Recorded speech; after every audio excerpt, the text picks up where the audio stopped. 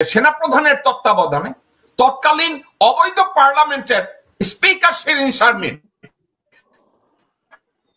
প্রধান ওখানে, এবং সার্বিকভাবে সবকিছু আমাদের কাছে প্রতীয়মান হয় যে সেনাপ্রধান ভারতের নির্দেশে রয়ের প্রত্যক্ষ এবং পরোক্ষ সহায়তায়, ভারতীয় হাই কমিশনের প্রত্যক্ষ এবং পরোক্ষ সহায়তায় সেনাপ্রধান আজকের বাংলাদেশের অন্তর্বর্তীকালীন সরকারের সামনে চ্যালেঞ্জ ছুড়ে দিয়েছে এবং এই সেনাপ্রধানের পক্ষ নিয়েছে ওই শহীদ রাষ্ট্রপতি জিয়াউর রহমানের রাজনৈতিক দল বাংলাদেশ জাতীয়তাবাদী। সেনাপ্রধান এবং রাষ্ট্রপতির চুপ্পুকে অপসারণ না করলে ডক্টর ইউনূসের কি হতে পারে? ডক্টর ইউনূস কি রাষ্ট্রীয় ক্ষমতা থাকতে পারবেন, নাকি আসলে তাকেও পালিয়ে যেতে বাধ্য হতে হবে? কারণ দেশদ্রোহী বলেছেন, এই বিষয়টি আলোচনা করেছেন জ্যাকব মিল্টন, তিনি সেনাবাহিনী এবং চুপ্পুকে মারাত্মক অপরাধী হিসাবে তিনি উল্লেখ করেছেন। পাশাপাশি আলোচনা করেছেন যে এই গত 9 মাসে সেনাবাহিনী কি কাজগুলো করেছে, যে কাজগুলো সরাসরি ডক্টর ইউনূসের বিরুদ্ধে গিয়েছে এবং দেশদ্রোহিতার সামিল হয়েছে। চলুন আমরা তার আলোচনা শুনব।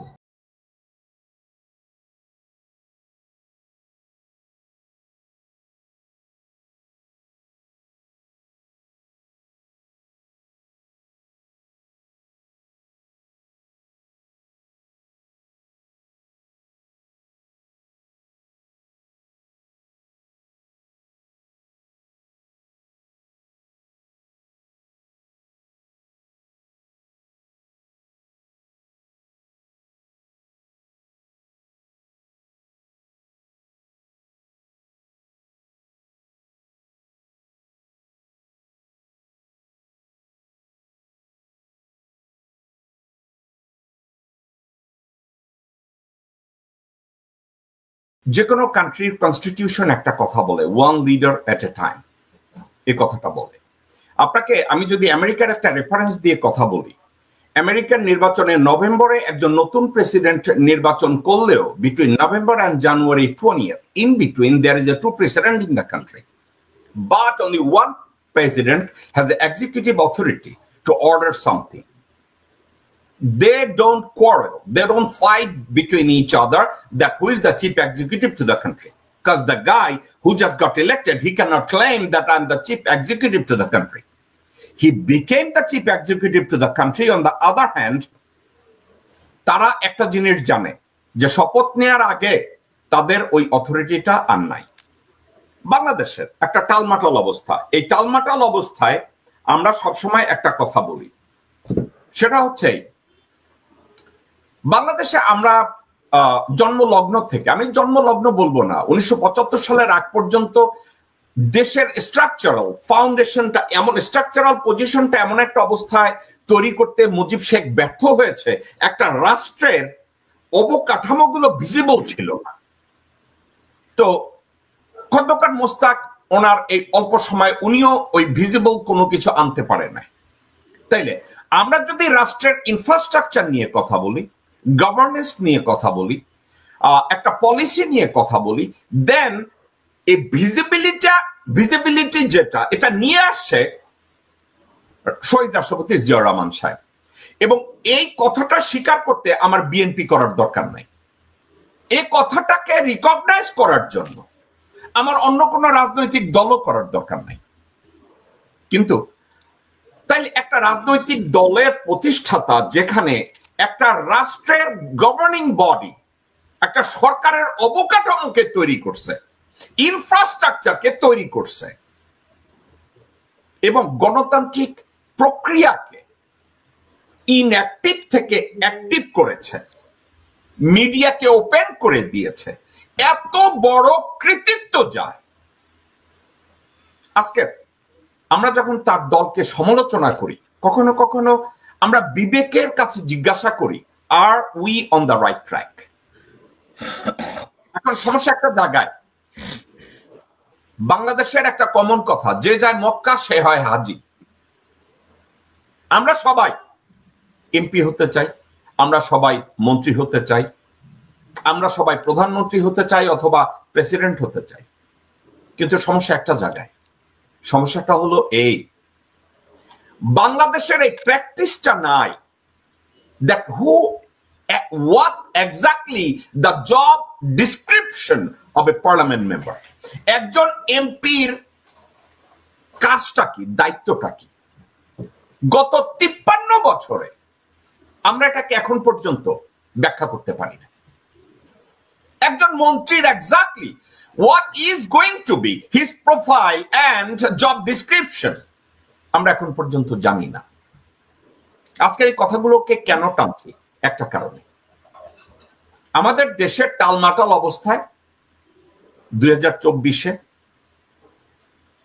দেশের অবৈধ প্রধানমন্ত্রী দেশ ছেড়ে পালিয়ে গেছে এবং ওই পালিয়ে যাওয়ায় সহায়তা করেছে বর্তমানে ইনকামমেন্ট, অর্থাৎ এই মুহূর্তে যে ক্ষমতায় আছে সেনাপ্রধান, সে বাক্স গুছিয়ে দিয়ে তাকে বিদায় দিয়েছে অ্যারেস্ট করার বদলে। ওয়ারাস সে 626 জন দেশদ্রোহীকে সেনা নিবাসে তাদেরকে জামাই আদর দিয়ে রেখেছে। ওই জামাই আদরের মধ্যে সে তো ওই হাসিনাকেও রাখতে পারতো, 626 জন, 27 জন রাখতো, 30 জন রাখতো, সেটা সে রাখে নাই, বাক্স বুঝাই দিছে। আমার কাছে স্পেসিফিক ইনফরমেশন আছে, জুলাই মাসের 31 তারিখ থেকে আগস্ট মাসের 3 তারিখ পর্যন্ত সেনাবাহিনীর নির্দেশে বাংলাদেশ ব্যাংকের ভল্ট ওপেন করে ওখান থেকে স্বর্ণ চুরি করা হয়েছে, সরানো হয়েছে, ডায়মন্ড সরানো হয়েছে, ক্যাশ টাকা সরানো হয়েছে সেনাপ্রধানের নির্দেশে, সেনাপ্রধানের তত্ত্বাবধানে। আজকে সেই সেনাপ্রধান এখনো ক্ষমতায় আছে। এবং আরো একটা কথা,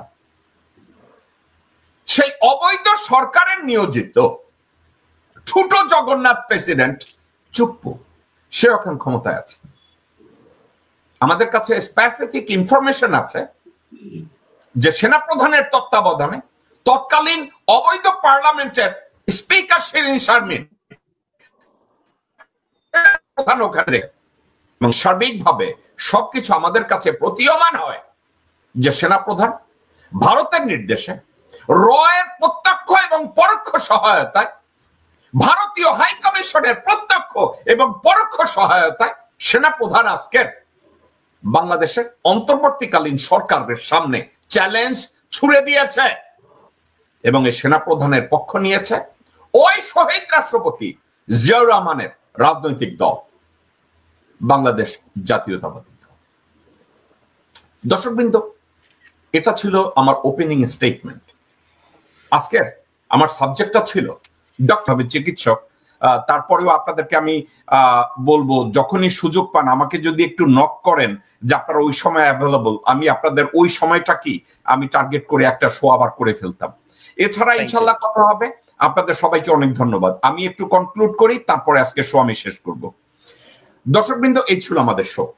আজকের এই প্যানেলে প্রত্যেকটা মানুষ দেশপ্রেমিক এবং প্রত্যেকটা প্যানেলিস্ট যেভাবে কথা বলেছে, ওনাদের কথাগুলোকে ফেলে দেওয়ার মতো আমার কাছে কোনো ইনস্ট্রুমেন্ট নাই। কিন্তু একটা জিনিস আমি সাবজেক্ট হাস্যকর মনে হবে, তারপরে একটু শুনেন।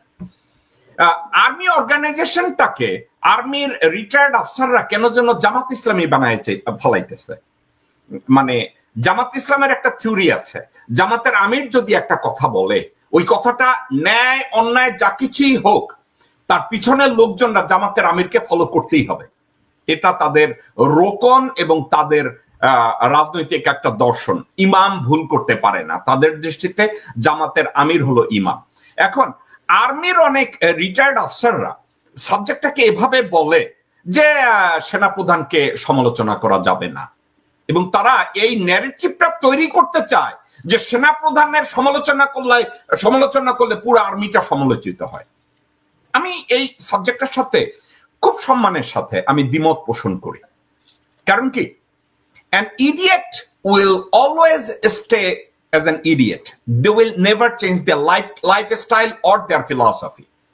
এখন একটা বেঈমান, তাকে আপনি সাজান। মীর জাফরকে যদি পলাশির যুদ্ধের পরে বলা হইতো যে ওকে তোমার সব গুনাখাতা মাফ করে দিছি, তোমাকে এখন সিরাজউদ্দৌলার বন্দনা করো, বাংলা বিহার উড়িষ্যার স্বাধীনতা নিয়ে কথা বলো, আপনারা আমার কাছ থেকে লিখে নেন। কুলদীপ নায়ার বলেছে যে ওই মির্জাফর আবারও মির্জাফর হইতো, ওই মির্জাফরের পরিবর্তন হইতো না। জে ওয়াকার 17 বেঙ্গল নিয়ে পিলখানার সামনে দাঁড়িয়ে বেইমানি করেছে দেশের সাথে, তার কমরেডদের সাথে। এরপরেও দেখা যায় আর্মির কিছু লোকজনরা ওয়াকারের কথা বললেই তাদের ধর্পণ শুরু হয়ে যায়, ওয়াকার মানি আর্মি। তো আমি বুঝি না আসলে সাবজেক্টটা কি, আর্মির ভিতরে এই ধরনের কোনো ইমামতি আছে কিনা, আমার ধারণা নাই। আরো একটা কথা বলেছে, আমাদের আলোচনা আরো একটা কথা আছে, আর্মির কাছে রাজনৈতিক নেতারা যায় কেন? কেন যায়? দুইটা কারণে। তাদের কাছে বন্দুক আছে, আর ওই বন্দুকের পাশে যদি ভারতের সাপোর্ট থাকে তাইলে তো আর কথাই নাই। এখন যায় কারা? গোরখুত কাব্বাসের মতো লোকজনরা যায়। যায় কারা? মির্জা ফাকের মতো লোকজনরা যায়। যায় কারা? সালাউদ্দিনের মতো বেঈমানরা যায়। তারা যায়। কিন্তু একজন নীতিবান মানুষ, একজন ইমাম, সে তো বলবে no no no no no, this is a greater organization and army has a responsibility to protect the existence of our country. তারা সেটা বলে না, বলতে তারা পারে না, তারাও ওই লোভের মধ্যে ডুবে যায়। তো একটা জিনিস ডিসাইড করতে হবে, সেটা কি? আর্মির একজন জেনারেল যখন সেনাপ্রধান তাকে নিযুক্তি দেওয়া হয়, কর্নেল মুদাচ্ছির খুব সুন্দর করে বলেছে যে আল্লাহ যাকে সুযোগ দেন, ওই সুযোগের সদ্ব্যবহারটা যখন করে জনগণের স্বার্থে এবং দেশের স্বার্থে, আল্লাহ তাকে সাহায্য করেন। আর কেউ যদি ওখানে পাওয়ার গ্র্যাবিং এর মধ্যে নিজেকে ভাসিয়ে দেন, আল্লাহ ওই তার এই ক্ষমতাটাকে আর দীর্ঘায়িত করে না। এখন এটার জন্য হয়তো সময় নেয়। জেনারেল সিসি এখনো জীবিত আছে না? হোসনি মোবারক জীবিত ছিল না বেইমানি করার পরেও? আছে তো। শুধু তারা না, আপনারা যদি অনেক যে পৃথিবীতে তাকান, অনেক জায়গায় এ ধরনের উদাহরণ আপনারা অহরহ দেখবেন। আমি ঠান্ডা মাথায় এতটুকু বলি, বাংলাদেশের 1971 সালের 16 ডিসেম্বর থেকে আজ অবধি বাংলাদেশের সেনাবাহিনীর একজন অফিসারকে যদি আমরা সেলুট দিয়ে বলি ওনার উসিলায় একটা দেশের স্ট্রাকচার তৈরি হয়েছে, পাশাপাশি আমরা বলবো 2 জন সেনাবাহিনীর অফিসার এবং পাশাপাশি আরো কয়েকজন সেনা প্রধান সেনাবাহিনীর মাথায় জাস্ট গু মেখে দিয়েছে, এবং এই গু মাখাদের দলে জেনারেল ওয়াকারও একজন, জেনারেল আজিজ একজন, জেনারেল শফি একজন, এ ধরনের লোকজনরা আছে। এরা জেনারেল এই জেনারেল সাহেবরা নিজেদের বিবেক দিয়ে এই অর্গানাইজেশনটাকে ঠিক মতো লিড করে না, ইনস্টিটিউশনটাকে লিড করে না। তারা অন্যের চাওয়া পাওয়াকে মূল্যায়ন করেছে। সাবজেক্টটা নিয়ে আমি ঘন্টার পর ঘন্টা কথা বলতে পারি, তো এটা নিয়ে এই মুহূর্তে আর কথা বলার আমি প্রয়োজন মনে করছি না। তাহলে ডক্টর মোহাম্মদ ইউনূস এই মুহূর্তে কি করতে পারেন? আপনারা আমাকে যাই মনে করেন, আমি কেন যেন ডক্টর মুজিব এবং ডক্টর মাসুদের কথাটাকে অত্যন্ত বেশি মূল্যায়ন করি। ডক্টর মাসুদের অ্যাগ্রেসিভ এই কথাটাকে এজন্য মূল্যায়ন করি, উনি বলেছেন let's fire General Walker and appoint someone as an army chief, declare it. দেখি ওয়াকারের পক্ষে কতজন জেনারেল রিভোল্ট করে। আমি ডক্টর ওয়াকারের পক্ষে, ডক্টর মাসুদের পক্ষে, কারণ ডক্টর মাসুদের কথাটাকে আমি যদি এভাবে মূল্যায়ন করি, জেনারেল ওয়াকার চারিদিকে ষড়যন্ত্র করে 10 মিনিটের মধ্যে আর্মির ইউনিফর্মে ওখানে দরবারে হাজির হতে বলে, দেখাচ্ছে পুরো আর্মি ওনার পিছনে। It's a conspiracy. আর্মিকে ভুলভাবে লিড করার জন্য সে 10 মিনিটের প্রস্তুতিতে ইউনিফর্মে ওই দরবারে হাজির হতে বলেছে। পৃথিবীকে দেখাতে চাচ্ছে যে পুরো আর্মির সাপোর্ট তার প্রতি আছে। তো আসলে তো পুরো আর্মির সাপোর্ট তার কাছে নাই। সিপাহি থেকে শুরু করে লেফটেন্যান্ট কর্নেল পর্যন্ত যদি দেখা হয়, probably 3 to 4% support Waker has. কিন্তু অন্য 96 to 97% আর্মি ইউনিফর্মের লোকজনরা ওয়াকারের they don't give a shit. তারা বর্তমানে দেশের স্ট্যাবিলিটির জন্য ডক্টর মোহাম্মদ ইউনূসকে সমর্থন করবে, তারা দেশের রিফর্ম চায়। ওয়াকার এটা জানে, যার জন্য সে একটা দরবার করে বুঝাতে চেয়েছে আর্মিরা আমার পিছনে আছে। ওয়াকারের এটা ষড়যন্ত্রমূলক কাজ। তো এক্ষেত্রে ডক্টর মোহাম্মদ ইউনূসের কথা আমরা যে ডক্টর মোহাম্মদ ইউনূসকে বলবো যে ডক্টর মাসুদ যে সাজেশনটা দিয়েছে এটাই নেন, আমি এই কথাটা বলবো না, কিন্তু এতটুকু বলতে পারি উনি একজন বিজ্ঞ মানুষ। উনি এই টালমাটাল অবস্থায় কি সিদ্ধান্ত নেবেন এই ইমার্জেন্সিতে, এটা ডক্টর ইউনূস উনি নিজেই ভালো জানেন। উনি আমার বা ডক্টর মাসুদ বা ডক্টর মুজিবের কথার উপরে সিদ্ধান্ত নেবেন আমি এটা মনে করি না, বাট উনি সিদ্ধান্ত নিবেন। আমরা শুধু ওনার কাছ থেকে বলবো যে sir you have to become decisive এই মুহূর্তে, কারণ এই সাবজেক্টটাকে আর ইগনোর করা যায় না। একটা কারণে ইগনোর করা যায় না, ওয়াকার যে স্ট্রিংটা টান দিয়েছে এখানে আলোচনার আর আমি কোনো জায়গা দেখি না। এর জন্য জায়গা দেখি না কারণ একই দেশে আপনি সরকার প্রধান এবং আপনার অথরিটিকে চ্যালেঞ্জ করে দুইজন ব্যক্তি বাংলাদেশে তিন দিকে টানা হেঁচড়া করবে এবং ভারতের সাথে কোঅপারেট করবে, আমি মনে করি না এভাবে একটা দেশের সরকার ব্যবস্থা চলতে পারে। দেয়ারফর আপনি যদি কাউকে আর্মি চিফ হিসাবে অ্যাপয়েন্ট করেন, এটা যদি আপনি ডিক্লার করে দেন এবং ওয়াকারের চাকরি যদি পররাষ্ট্র মন্ত্রণালয়ের উপরে ন্যস্ত করে দেন, এরপরে ওয়াকারের কথায় আর কোনো লোক রাস্তায় বেরোবে না, ইভেন দেন গ্যারিজনেও গিয়ে দাঁড়াবে না। এখন আপনি এটাকে কিভাবে হ্যান্ডেল করবেন এটা আপনি ভালো জানেন। পাশাপাশি আরো একটা কথা, জেনারেল ওয়াকারকে যদি সরানো হয়, আমি একটা জিনিস জানি, বিএনপির যত লাফালাফি তার 4 ভাগের 3.5 ভাগ বন্ধ হয়ে যাবে ওয়াকারকে যদি ওখান থেকে সরানো হয়। ওয়াকারকে যদি সরানো হয়, চুপ্পু উইল বিকাম এ মাইস। বড় মাউসও হবে না, মাইস, ছোট্ট তেলাপোকা হয়ে যাবে চুপ্পু। এবং যত আন্দোলন হয় আন্দোলনগুলো আর থাকবে না। এই ওয়াকারের জন্য ছাত্রলীগ আন্দোলন করার সাহস পেয়েছে। এই ওয়াকারের জন্য গোরখোদক আব্বাস এবং সালাউদ্দিনরা ঘাড় উঁচিয়ে কথা বলতে পারছে। এই ওয়াকারের জন্য এখনো আওয়ামী লীগ নিজেদের তারা ক্ষমতায় নিয়ে আসতে পারবে এজন্য লাফাচ্ছে। Therefore, Walker is the cancer of the society. Walker become the cancer of our country. Under no circumstances, Dr. Yunus must not allow Dr. General Wakaruজ্জামান staying in his position as Chief of Army Staff. আমি বলবো শুধু ওয়াকারকে না, Naval chief এবং air chief এই 3 জনকে remove করা হোক অনতি বিলম্বে এবং 3 জনের চাকরি পররাষ্ট্র মন্ত্রণালয়তে ন্যস্ত করা হোক। এবং আরো একটা কথা, এর আগে হয়নি এর অর্থ এটা না যে এখন হবে না। কর্নেল মোদাসির একটা কথা বলেছে, ইতিহাসে এটা ছিল না, ইতিহাসে এটা ছিল না, আমরা একটা নতুন ইতিহাস তৈরি করি। এটার জন্য সৎ সাহস দরকার, উদারতা দরকার। কর্নেল মুদাসির বলেছে একজন সেনাপ্রধানকে অন্য একটা ছোট পজিশনে যেতে হবে না। কর্নেল মুদাসির ভুলে গেছে আমেরিকার একজন প্রেসিডেন্ট হোয়াইট হাউস থেকে যাওয়ার পরে কংগ্রেস ইলেকশন করে উনি কংগ্রেসম্যান হয়েছে। ঠিক আছে, আমরা এগুলো ভুলে যাই।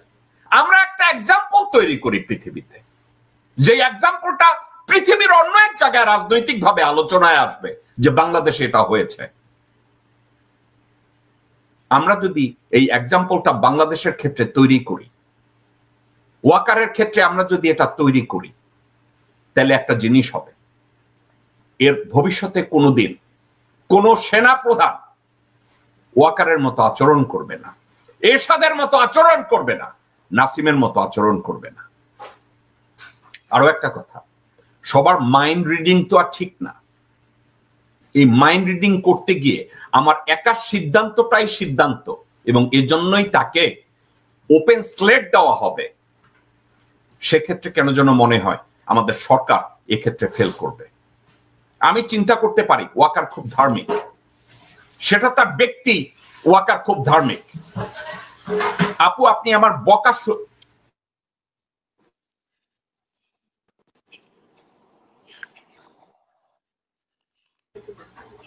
আপনি একজন মানুষের বিশ্বাসের জন্য যদি একটা দেশ ধ্বংস হয়ে যায়, একটা বিশ্বাসের জন্য যদি একটা সমাজ নষ্ট হয়ে যায়, একটা বিশ্বাসের জন্য যদি দেশের সার্বভৌমত্ব কলঙ্কিত হয়, সেক্ষেত্রে আমি বেনিফিট অফ দ্য ডাউট শুধু জেনারেল ওয়াকার না, ওয়াকারের জায়গায় যদি আমার বাবাজান থাকতেন এবং অন্য কেউ থাকতেন, আমি বলতাম যে তাদেরকে রিমুভ করা হোক উইদাউট এ ডাউট। জেনারেল ওয়াকারকে যারা গ্লোরিফাই করছেন, জেনারেল ওয়াকারকে যারা পুরো আর্মি হিসাবে দাবি করছেন, তারা দেশের শত্রু। জেনারেল ওয়াকারকে যারা দেশের সশস্ত্র বাহিনীর নেতা মনে করছেন এবং মনে করেন তারা পুরো আর্মি, তারা বোকার স্বর্গে বাস করছেন। কারণ একটা বেঈমান he will always stay as a বেঈমান। মির্জাফর যতবারই তাকে সুযোগ দেয়া হোক, he is going to play the same role as Mir Jafar. Wakeruzzaman 2009 সালের 25শে ফেব্রুয়ারি মির্জাফরের রোল প্লে করেছে। আর্মিতে সেনাপ্রধান হয়ে সে আয়নাঘর প্রতিষ্ঠা এবং এটার কন্টিনিউয়েন্স তার লিডারশিপের মধ্যে হয়েছে। আর্মিকে দিয়ে জনগণের বুকে গুলি করিয়েছে, গণহত্যা চালিয়েছে এবং ডক্টর মোহাম্মদ ইউনূস যাতে আয়নাঘরে যেতে না পারে সর্বান্তকরণে সে চেষ্টা করেছে। এখন আমরা বলবো না, আমি ওনার নামটা নিতে চাই না, না ওনার বিরুদ্ধচারণ করতে চাই না।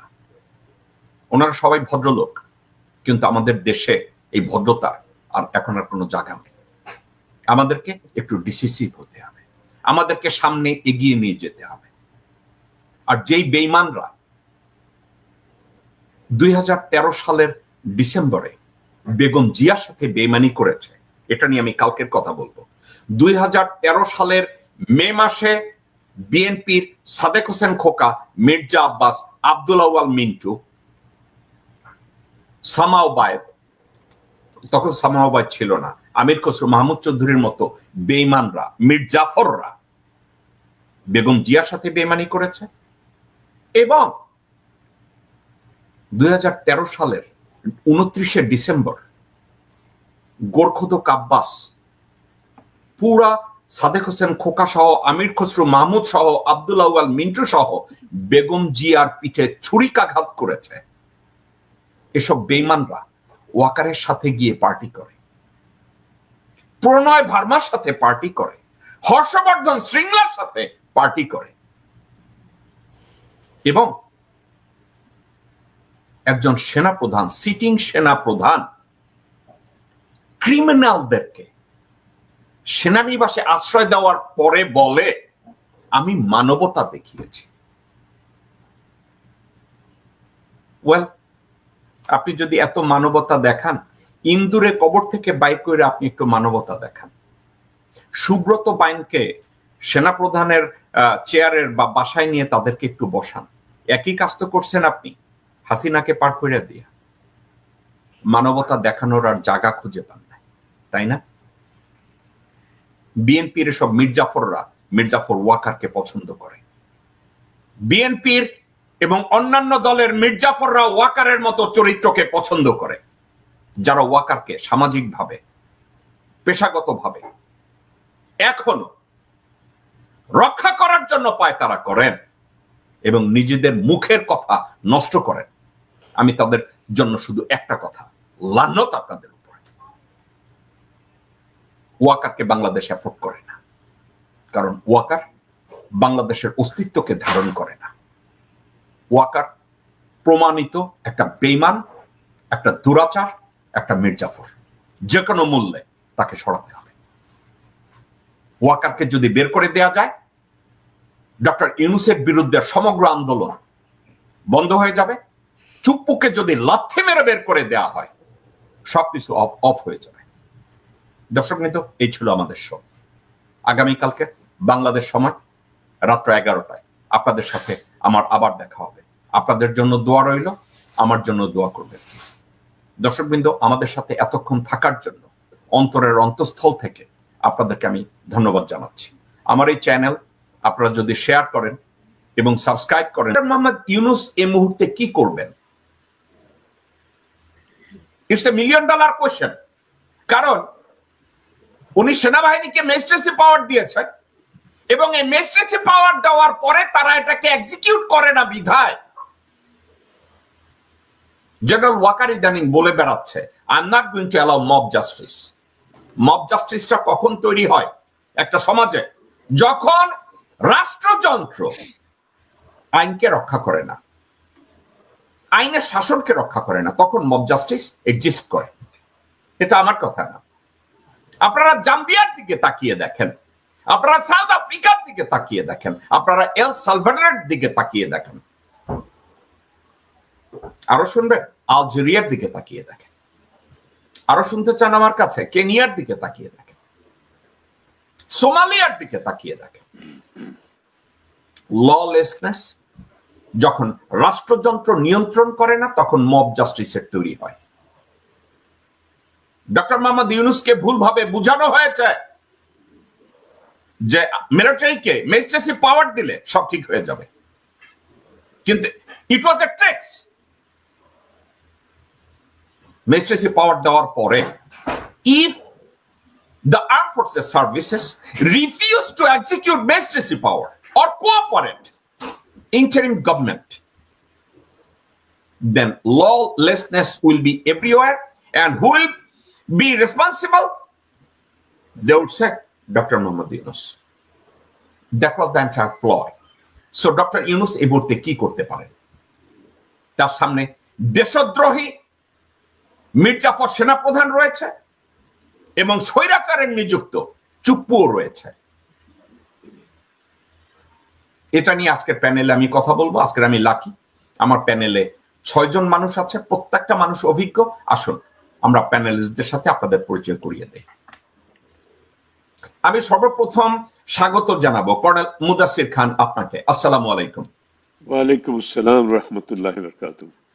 এরপরে আমি স্বাগত জানাবো অ্যাডভোকেট আনোয়ারা শিখা আপু। আজকের শোতে আপনাকে স্বাগত জানাচ্ছি। আসসালামু আলাইকুম। আসসালামু আলাইকুম। ওয়ালাইকুম আসসালাম। ওকে, এরপরে স্বাগত জানাবো নিরা আপনাকে। আপনার অনেক ব্যস্ততার মধ্যে আজকের সকালবেলা আমার বাচ্চা কাচ্চা, আমার কুকুরগুলো চিল্লাচিল্লি সব থামাই আপনি শোতে বসতে পেরেছেন। কনগ্রাচুলেশন। আপনাকেও স্বাগত জানাচ্ছি। আসসালামু আলাইকুম। ওয়ালাইকুম আসসালাম। আসসালামু আলাইকুম এভরিওয়ান। সবাই ভালো আছেন আশা করি, এবং আজকের যে আলোচনা, আশা রাখি আজকের আলোচনা খুবই প্রাণবন্ত আলোচনা হবে। ধন্যবাদ। Doctor Mujibur Rahman Majumdar, I'm really lucky enough to have you, Mujib ভাই on the show. আপনাকে স্বাগত জানাচ্ছি। আসসালামু আলাইকুম। আসসালামু আলাইকুম। Doctor Masud Rahman, one of my favorite clear cut talk show. আমি আর মাসুদ ভাই, আমি চিন্তা করে রেখেছি মাসুদ ভাই আমি আর আপনি ওয়ান অন ওয়ান একদিন কনভারসেশনে যেতে হবে, কারণ এই কমেন্টের ভিতরে আপনার সম্পর্কে আমি যত কমপ্লিমেন্ট পাই, মাই গড, তারা আমার কথাও শুনতে চায় না অনেক সময়, ডক্টর মাসুদের কথা শুনতে চায়, কারণ ডক্টর মাসুদ ভদ্র, ডক্টর মাসুদ অনেক গুছায় কথা বলে। মাশাআল্লাহ, আপনাকে স্বাগত জানাচ্ছি ভাই। আসসালামু আলাইকুম। আসসালামু আলাইকুম। আমাকে আমার পাওনার থেকেও বেশি দেওয়ার জন্য, বলার জন্য, আমি অত দূর কিনা জানি না, বাট আমার সামনে যারা রয়েছেন প্রত্যেকে খুব রেসপেক্টেড। সালাম টু এভরিবডি। আমার 2 জন বড় ভাই, যারা আমাকেও, আমি শুধু মনে করি না তাদেরকে বড় ভাই, তারা আমাকে আপন ছোট ভাই মনে করে। So I am with them, and they are very learned people. আপনি লাকি দ্যাট আমরা আজকে সবাই মোটামুটি ভাবে these are very educated people. আসেন আমরা কথা বলতে শুরু করি। আমি সবাইকে, সমস্ত দর্শকবৃন্দকে সালাম জানাচ্ছি। আসুন আজকের আমরা আলোচনাটা শুরু করি। আমি শুরুটা করতে চাই কর্নেল মুদাসসির আপনাকে দিয়ে। একটা রাষ্ট্র, আমি আমার ওপেনিং স্টেটমেন্টে বলেছি ওয়ান লিডার এট এ টাইম। এই মুহূর্তে doctor Mohammad Yunus, he is the one who is holding the office of Prime Minister's office, even though there is a president, constitutional head of the state. But অবস্থার দৃষ্টিতে আমার মনে হচ্ছে সেনাপ্রধান এই মুহূর্তে তার আচার আচরণ দিয়ে বাংলাদেশের অন্তর্বর্তীকালীন সরকার প্রধানের অথরিটিকে চ্যালেঞ্জ করে বসে আছে এবং তাকে সাপোর্ট দিচ্ছে একটা রাজনৈতিক দল।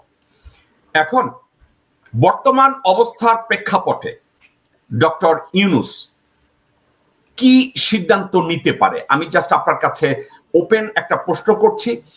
আপনি হয়তো বলবেন যে বাংলাদেশের সংবিধান নিয়ে আমি এত লেখাপড়া নাই অথবা করেছেন, ম্যানুয়াল অফ বাংলাদেশ আর্মি ল নিয়ে আপনি এত লেখাপড়া করেন নাই অথবা করেছেন, কিন্তু আপনার অভিজ্ঞতা অনেক, আপনার স্টাডি অনেক। আমি তারপরেও আমি অনেক চিন্তা করে দেখেছি, এই প্রশ্নটা আমি আপনাকে দিয়ে শুরু করতে চাই। সো কর্নেল মুদাসসির, এই মুহূর্তে ডক্টর মোহাম্মদ ইউনুস কি করতে পারেন? ধন্যবাদ জ্যাকব মিল্টন আমাকে প্রশ্ন করার জন্য। আমি শুরুতেই বলতে চাই যেটা আপনি অলরেডি যেটা অবতারণা করেছেন, সেটা হচ্ছে আমি সংবিধান বিশেষজ্ঞ নই, আমি রাজনীতিবিদ নই।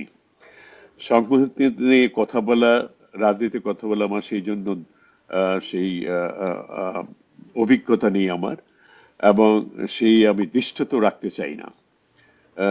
আপনি কি শুনতে পাচ্ছেন আমাকে? জি, আপনার কথা শুনতে মাঝে পাচ্ছি। মধ্যে স্ক্রিনটা একটু চেঞ্জ হয়ে যায়, সেই জন্য বললাম।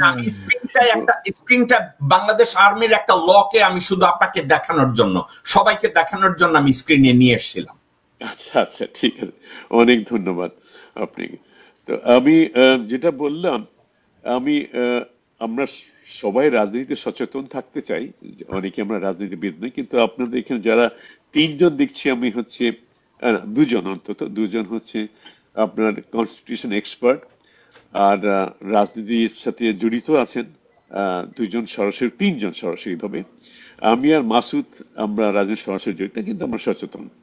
আপনার প্রশ্নটা উত্তর দেওয়াটা একটু ডিফিকাল্ট আমার মতো লোকদের, দুটো কারণে। একটা হচ্ছে আমি যেটা বললাম, আমার সেই পারদর্শিতা নেই এই বিষয়ে। দুই নম্বর হচ্ছে আমি নিজেই সেনাবাহিনীতে ছিলাম একসময়, যদি অল্প সময়ের জন্য। আমার সুযোগ হয়নি, কারণ আমাকে স্বাধীনতার পরে প্রায় 7-8 বছর পরে, 10 বছর কম সময় পরে আমাকে সেনাবাহিনী থেকে বের করে দেওয়া হয়। হোসেন কালকে আপনার সাথে আলোচনা করেছি আর কি। আমি আগেও গতকালকে আপনাকে বলেছি একটা কথা, আমি ব্যক্তিগতভাবে কোনো ব্যক্তির নাম নিয়ে কটাক্ষ করে কথা বলতে পছন্দ করি না, যদি না খুব বেশি প্রয়োজন হয়। আমি কারো পক্ষে বিপক্ষ যেতে চাই না। আমার বিবেক যেখানে আমাকে দংশন করে সেখানে আমি কথা বলতে চাই, অভিজ্ঞতার আলো কিছু কথা বলতে চাই। কালকে আমি বলেছিলাম, আপনি যদি মনে থাকে, নিশ্চয়ই মনে আছে, সেটা হচ্ছে আমি বিশ্বাস করি সেনাবাহিনী, যেই সেনাবাহিনী আমাদের স্বাধীনতা যুদ্ধে অগ্রপথিক ছিল, সেনাবাহিনী সৈন্যের নেতৃত্বে যারা আছেন এখন, অতীত যারা ছিলেন, তারা এই দেশকে ভালোবাসেন, দেশকে জন্য অমঙ্গল কিছু এরকম পদক্ষেপ তারা নিতে চাইবেন না। আপনি যেটা প্রশ্নটা করলেন, সেই প্রশ্নটা একদিকে রাজনৈতিক প্রশ্ন, আরেকটা হচ্ছে কনস্টিটিউশন প্রশ্ন। কনস্টিটিউশন সাইডে আমি যাব না। রাজনীতি দেখতে হলে আমি এখন আশা করব, যেটা কনস্টিটিউশন যতটুকু আমার জ্ঞান আছে যেটা প্রোভাইড করে, সেটা হচ্ছে যেহেতু সেনাবাহিনী এবং সেনাপ্রধান প্রজাতন্ত্রের একজন কর্মকর্তা এবং নিয়ম অনুযায়ী উনি হচ্ছে রাষ্ট্রের যে সর্বময় ক্ষমতা দুজন, একজন হচ্ছে আপনার হেড অফ দ্য স্টেট যাকে বলে, যাকে কনস্টিটিউশন আপনারা ভালো জানেন, সেরকম ক্ষমতা, এক্সিকিউটিভ ক্ষমতা আপনার প্রাইম মিনিস্টার বা এখন যে চিফ অ্যাডভাইজার প্রধানমন্ত্রী, তার হাতে ন্যস্ত আছে, এবং তার অধীনে তার নির্দেশ অনুযায়ী কাজ করা উচিত, কাজ করা আমরা সবাই আশা করি।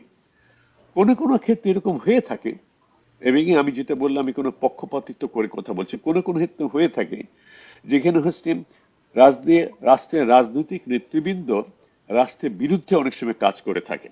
সেটা একটা ডিলেমা। সেখানে আমরা দেখি যে অন্য যারা আছে, বাহিনী হোক, অন্য যে ক্ষমতা যারা আছে, তারা অনেক সময় এগিয়ে আসে রাষ্ট্রকে রক্ষা করার জন্য, যেটা আমরা দেখছি অনেক জায়গায়। সেটা আমরা আমেরিকা দেখছি, একবার অ্যাটেম্প নেওয়া হয়েছিল, যেখানে আপনি এর আগে বর্তমান যে রাষ্ট্রপতি চেষ্টা চেয়েছিলেন আর্ম ফোর্সকে ইনভলভ করার জন্য, ক্ষমতা ছিনিয়ে নেওয়ার জন্য। এবং আমরা জানি যে chairman of the joint staff নিজে অ্যানাউন্সমেন্ট করেছেন, we are there to protect the constitution, we cannot take the order from any potential dictator. Exactly, this is the word, if I'm correct, বলেছিলেন। সেসব ক্ষেত্র ভিন্ন ক্ষেত্র। তো এখন যে অবস্থাটা হচ্ছে, প্রধান উপদেষ্টা উনার ক্ষমতা বলে আপনি যেটা এক্সপ্লেন করেন কনস্টিটিউশনে, উনি পদক্ষেপ নিতে পারেন। উনি যে কোনো সময়, আমার মনে হয় রাষ্ট্রপতির একটা অনুমোদন প্রয়োজন হতে পারে তাকে সরিয়ে দেওয়ার জন্য, উনি পদক্ষেপ যদি মনে রাষ্ট্রের জন্য তার মঙ্গল করতে পারেন। কিন্তু আমার মনে হয় যেটা প্রধান উপদেষ্টা যেটা করতে চাচ্ছেন না এই মুহূর্তে, আমি ভবিষ্যতে করবেন কিনা সেটা জানি না, সেটা হচ্ছে এই যে আমাদের যেটা আপনি বলে একটা টালমাটাল অবস্থা বাংলাদেশে এখন, কারণ অনেক কিছু তো আপনার নিয়ন্ত্রণের বাইরে চলে গেছে। এই সরকার, আমি সবসময় বলে আসছি, অতীতেও বলে আসছি, আমি রেগুলার আমি লেখালেখির মধ্যে আমি বলে আসছি, সেটা হচ্ছে কতগুলো আপনার এজেন্ডা হাতে নিয়ে এসছেন। কোন রাজনৈতিক দল এই সরকারকে ক্ষমতায় বসায়নি, বসেছে ছাত্র এবং জনতা, তারাই বসিয়েছে। এবং অনেক কিছু তারা ম্যান্ডেট নিয়ে এসেছে। ম্যান্ডেট গুলো কি, যে সংস্কার আনবেন এবং যে লুটপাট, যেগুলো লুণ্ঠন হয়েছিল, সে লুণ্ঠন বন্ধ করে দিয়ে colonel Modasir, with due all respect, that's a different subject. আমি এই মুহূর্তে আপনাকে যে প্রশ্নটা আপনার প্রশ্ন আমার আছে মনে, এই প্রশ্নটার উত্তর দিতে কিছু ব্যাখ্যা করতে প্রেক্ষাপট দিতে পটভূমিতে পড়ছি আমি। আপনি বলছেন যে এই মুহূর্তে ডক্টর কি করতে পারি, সেই জন্য ব্যাখ্যাগুলি করছি। ডক্টর ইউনূস কি প্রতিজ্ঞা নিয়ে এবং তার সরকার কি কথা নিয়ে, কি এজেন্ডা নিয়ে এসছেন সেটা আমি বলছি, মানুষকে সবাইকে স্মরণ করে দিয়েছি। উনি এসেছিলেন যে লুণ্ঠনকৃত সম্পদকে ফিরত আনার জন্য, সংস্কার করার জন্য, যেগুলো খুব গুরুত্বপূর্ণ সংস্কার করার জন্য, এবং বিচার করার জন্য, যারা হত্যাযজ্ঞ চালিয়েছে, যারা খুন করেছে, গুম করেছে, তার বিচারের জন্য, এবং সর্বশেষে এই সমস্ত কাজগুলো শেষ করে একটা সুষ্ঠু নির্বাচনের মাধ্যমে জনপ্রতিনিধিত্বের ক্ষমতা ফিরিয়ে দেওয়ার জন্য। এটা হচ্ছে ওনার লক্ষ্য। আমার যেটা মনে হয়, ওরা যে ব্যাকগ্রাউন্ড, উনি যে বিশ্বব্যাপী সমাদৃত, উনি নোবেল পিস লরেট হয়েছেন, অনেক কিছু চিন্তা ভাবনা করে হয়তো উনি ভাবছেন সংঘাতে না যাওয়ার চেয়ে সমঝোতার মাধ্যমে কিভাবে একটা সুষ্ঠু পরিবেশ ফিরে আনা যায়। সেই জন্য মনে হয় ওই পদক্ষেপে আপনার কঠোর কোনো পদক্ষেপ না গিয়ে উনি সবাই গুনছেন কিভাবে একটা বোঝাপড়ার মধ্যে করা যায়। উনি যে মুহূর্তে যে কোনো ডিসিশন নিতে পারেন, কারণ সে এক্সিকিউটিভ অথরিটি তার আছে, যদিও ইলেক্টেড গভর্নমেন্টের উনি নয়, উনি রিপ্রেজেন্ট করেন না। কিন্তু আপনি জানেন, যারা আপনি এক্সপার্ট তারা জানেন যে সুপ্রিম কোর্ট র্যাটিফাই করে দিয়েছে, এন্ডোর্স করে দিয়েছে যে এই গভর্নমেন্ট লিগ্যাল গভর্নমেন্ট। কারণ একটা কথা আপনারা জানেন, আপনি ভালো বোঝেন, সেটা হচ্ছে ডক্ট্রিন অফ নেসেসিটি বলে একটা কথা আমরা ব্যবহার করি। এবং পৃথিবীতে যে কোনো জায়গায় যত বিপ্লব হয়েছে এ পর্যন্ত, সর্বস্তরে মানুষ যেখানে বিপ্লব অংশগ্রহণ করেছেন, সেখানে সেইটি তো ম্যান্ডেট। শুধু অবৈধ বলে কোনো এখানে কোনো সুযোগ নেই এই গভর্নমেন্টকে। এই গভর্নমেন্ট বৈধ গভর্নমেন্ট ইন অল রেসপেক্ট। সেই দিক দিয়ে উনি যে কোনো পদক্ষেপ নিতে পারেন। আমার এখনো যেটা মনে হয় সেটা হচ্ছে, সরকার যদি মনে করেন, প্রধান উপস্থিত যদি মনে করেন, এবং উপদেষ্টার মধ্যে যারা আছেন এবং অন্যান্য বিশেষজ্ঞ পলিটিক্যাল পার্টিকে নিয়ে যারা দেশের জন্য কাজ করে, যারা দেশের জন্য চিন্তা করে, দেশের জন্য কাজ করে, তাদেরকে নিয়ে দরকার হলে যারা বিদগ্ধ, যারা কিছু নেতৃবৃন্দ যারা আছেন, যারা নন পার্টিশন, তাদেরকে নিয়ে উনি একটা বোঝাবার যেতেন কি পদক্ষেপ নেওয়া যেতে পারে। কারণ এখানে ভুল পদক্ষেপ নিলে হয়তো সমূহ বিপদের সম্মুখীন। আপনি জানেন, আমরা সবাই জানি, আমরা বাংলাদেশ চতুর্দিক থেকে শত্রু বেষ্টিত। তারপর সুযোগ হবে তারা চাইবে এই মুহূর্তে দেশে একটা বিশৃঙ্খলা সৃষ্টি করার জন্য, সেই বিশৃঙ্খলা তারা যদি ভিতরে নিয়ে আমাদের স্বাধীনতা সার্বভৌমত্ব আপনার তাদের হাতে কবজা করতে পারে। আমিও চাইবো না, আমার এই বয়সে আমরা অনেক সময় অনেক কথাবার্তা বলি, সেটা আমার মনে হয় আমাদের কামড়ে চিন্তা করছে, ভবিষ্যৎ প্রজন্মের কথা আমি চিন্তা করি। কারণ আমি এখন জীবন সাইন্যে চলে এসেছি।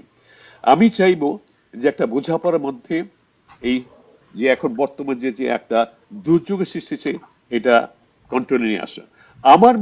আমার মনে হয় যে মেসেজ দেওয়া উচিত প্রধান উপস্থিত, আপনি যেটা প্রশ্ন সরাসরি উত্তর দিই, প্রধান উপস্থিত একটা মেসেজ দেওয়া উচিত সবার তরফ থেকে আলোচনা করার পরে, উনি এককভাবে নয়, যদি ওনার ক্ষমতা আছে, আলোচনা করার পরে যে সেনাবাহিনী যদি মনে করেন কোনো ভুল পদক্ষেপ নিচ্ছে, সেটা থেকে সরে আসার জন্য খোলাখুলি ভাবে, এখানে লুকানোর কোনো কিছু নাই। উনি জাতির উদ্দেশ্যে ভাষণ দিতে পারেন, দরকার সেনাবাহিনী এবং অন্য বাহিনীর সাথে আলাপ করতে পারেন যে তোমরা যা করছো সে সঠিক নয়, সবার সাথে আলাপ অ্যাকাউন্ট আমার মনে হয় কনসিস্টেন্টলি উনি বলতে পারেন, এবং ওপেনলি, লুকিয়ে ঢাকিয়ে না। এটা থেকে বিরত থাকা উচিত। যে না করা হয় তাহলে আমার যেটা কনস্টিটিউশন যে এম্পাওয়ার করেছে সেই পদক্ষেপ আমি নিব। আমার মনে হয় সেটা সম্ভব। আমি এবং আবার আগে বলি, আমি কোনো পক্ষপাতিক কথা বলছি না, আমি আবার বলি এই সেনাবাহিনী যদি অনেক অভিযোগ আছে বর্তমান সেনা নেতৃত্বের বিরুদ্ধে, আমি মনে করি, আমার সাথে কালকে আমি জ্যাকব মিল্টনের কথা বলছিলাম, আমার সাথে সেনাবাহিনীর প্রধান এখন আমার অনেক জুনিয়র, অনেক অনুজ, তার সাথে আমার দুই একবার কথাবার্তা হয়েছে। কথা মধ্যে আমি কিন্তু আপনাকে এই কথাটা আজকে সরাসরি বলি, আমি তাকে যেটা বলি সেটি আপনাকে বলেছি, আমি রাখি না। আমি কিন্তু সেনাবাহিনীর পথে এই কথাটা বলেছি, আমি যখন তার সাথে দেখা করেছি, আমি যে জিন্নওয়াকার আপনাকে বলছি, সেটা হচ্ছে আমি সরাসরি বলেছি যে আমাদের সমাজের দিক দিয়ে শুধু নয়, আমাদের ধর্মে যেটা আছে, নবী করিম সাল্লাল্লাহু আলাইহি ওয়াসাল্লাম বুখারী শরীফের সুস্পষ্টভাবে একটা হাদিস আছে, সেই হাদিসে উনি বলেছেন, আল্লাহর নির্দেশে তিনি সবকিছু বলতেন। উনি বলেছেন নেতৃত্ব কখনো নিজের ইচ্ছে, কখনো নিজের হাতে নিতে হয় না। যদি নেতৃত্বকে নিজের হাতে দিতে চায়, তার যদি ব্যর্থতা হয় সেজন্য সেই দায়ী। আর আমি যদি কাউকে নেতৃত্ব দেই, তার সফলতার জন্য আমি দায়িত্ব নিই। এই কিন্তু আমি সুস্পষ্ট বলেছি। আমি এটাও বলেছি যে আপনাদের কাজ, সেনাবাহিনীর কাজ হচ্ছে এই সরকারকে যেটা সুবর্ণ সুযোগ আমরা পেয়েছি, এই সরকার মধ্যে ডক্টর ইউনূসের মতো একটা ব্যক্তিত্ব বিশ্বব্যাপী সমাদৃত, তাকে সাহায্য করা, যে কাজগুলো উনি হাতে নিয়ে এসে দায়িত্ব সিদ্ধান্ত পুরো করার জন্য। এবং আপনি যদি আপনার সেনাবাহিনীতে ভালো কাজ করেন, যেটা অতীত তারা ভালো করেছে, তাহলে এই দেশের মানুষই আপনি কোনো এক সময় ডাকবেন যে আবার এই দেশের বিভিন্ন সময় বিভিন্ন কাজে দায়িত্ব গ্রহণ করার জন্য। আমি সুস্পষ্ট বলেছি আর কি, আমি হয়তো জেনারেল ওয়াকার শুনছেন, তাকে শুনে নিয়ে কথাটা বলছি। সুতরাং আমার মনে হয় আপনার পোস্টের উত্তরে আবার ফিরে যাচ্ছে, সেটা হচ্ছে যেটা করা উচিত এই মুহূর্তে প্রধান উপদেষ্টা সরাসরি ভাবে সবার সাথে আলোচনা করার পরে, যেহেতু একটা আমরা মনে করি, আমরা দেখতে পাচ্ছি দূরের থেকে সাধারণ জনগণের মঞ্চ থেকে যে দেশ একটা ক্রান্তিক লগ্নে পৌঁছে গিয়েছে, সেটা থেকে দূর হওয়ার জন্য। এবং এটা আসলে এটা বেনিফিটেড হবে কবে? বেনিফিট হবে এই দেশের শত্রুরা এবং আমাদের চতুর্থ যে ভারত আছে তারা benefit, because they thrive on our business. এবং এটা মনে করে এই পদক্ষেপ না করে বলে আমার মনে হয়। এবং আমি বিশ্বাস করতে চাই বর্তমান সেনাবাহিনী উনি দেশপ্রেমিক এবং দেশের পক্ষে কাজ করবেন, দেশের অমঙ্গল হয় এমন কোন কাজে উনি ইনভলভ হবে বলে আমি মনে করি না।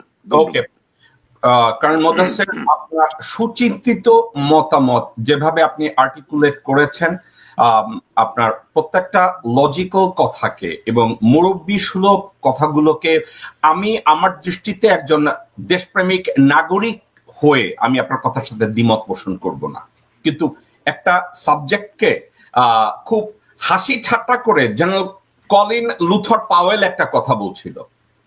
উনি ওয়েস্ট পয়েন্ট গ্রাজুয়েশনের সময় বলছে, it looks like shit, smell like shit, it is shit. When you see shit, do not try to make it as food because it's already rotten. তো আমি এই কথাটা বলে আমি এরপরে আমি যাব ডক্টর মাসুদ রহমান, আপনি আপনার কাছে আমি প্রশ্ন করব। কর্নেল মোদাসের যে কথাগুলো বলেছে অত্যন্ত অনারেবল কথা বলেছে, লজিক্যাল কথা বলেছে। একজন মুরব্বী হিসাবে সেনাবাহিনীকে এবং দেশবাসীকে যে মেসেজটা দিয়েছে এর চেয়ে আর ভালো মেসেজ হয় না। আমি আপনার ন্যারেটিভটা শুনতে চাচ্ছি এই মুহূর্তে ডক্টর মোহাম্মদ ইউনূস কি করতে পারেন? আসসালামু আলাইকুম। মুদাসসির ভাই has covered it very nicely. তারপরেও এখন ব্যাপারটা যখন দেশটার অবস্থা খুব জটিল সামনে পড়ে, তখন খুব বেশি আমার কাছে যেটা মনে হয় খুব বেশি সুযোগ নেই অতি ভদ্রভাবে এটাকে ট্যাকেল করার। ইউ ক্যানট ট্যাকেল ইট। উনি নিশ্চয়ই একজন ভদ্র মানুষ, উনি কথা বলেন ওরকম, এবং কথা বলেও বসেন যে আমাকে না পছন্দ হলে বলে দিলে আমি চলে যাব। এটা একটা ভদ্রলোকের কথা। আর উনি পড়েছেন কিছু অভদ্র লোকের সাথে, আর কি মুশকিল হলো সেটা। ওনার আশপাশের কিছু উপদেষ্টা আছেন, পরিষ্কারভাবে তারা ভারতের পক্ষে কাজ করছে। সমস্যাটা এইখানে যে ভারতের পক্ষে না ভারতের বিপক্ষে। এইখানে আজকের যে চিফ অফ আর্মি স্টাফ আপনার শোতে আমি তার পক্ষে কথা বলেছিলাম একবার, যে তিনি বিরাট বড় সংঘাত থেকে দেশকে বাঁচিয়েছেন। That's not true actually.